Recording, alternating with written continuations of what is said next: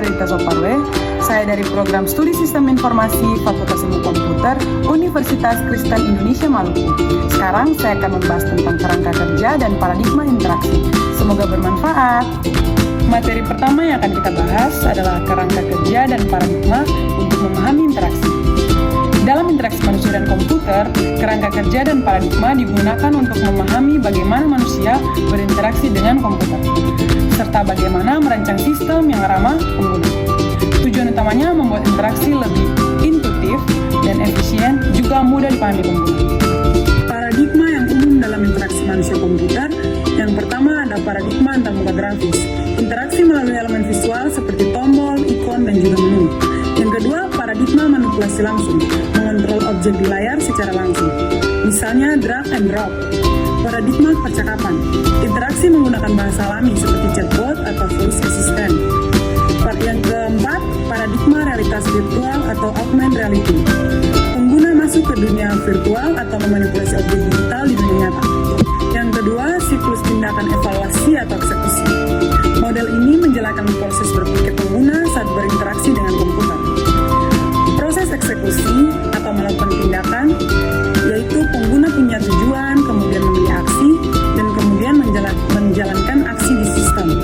Sedangkan evaluasi atau menilai hasil, cara kerjanya seperti pengguna melihat sistem merespons, kemudian memahami respons, dan kemudian mengevaluasi apakah tujuannya tercapai.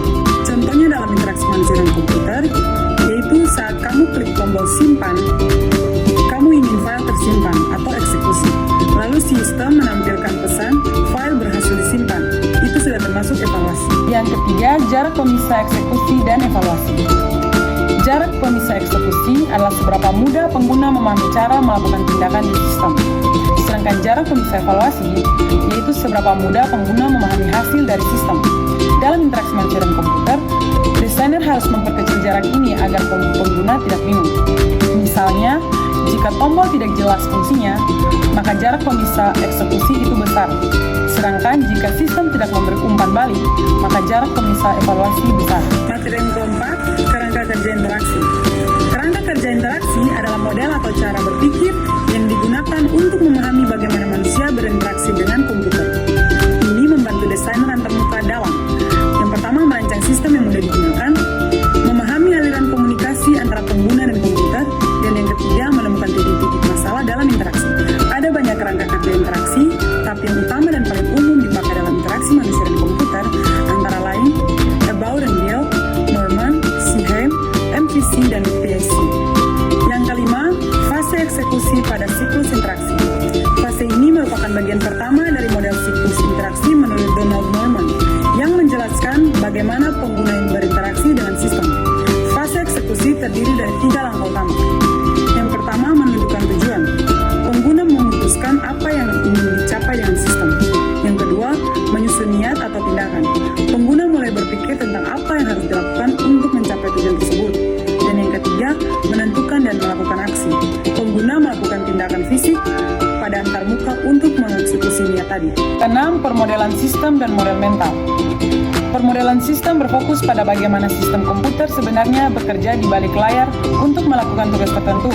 Ini adalah deskripsi teknis atau fungsional dari sistem yang digunakan untuk memproses input, menjalankan logika, dan menghasilkan output.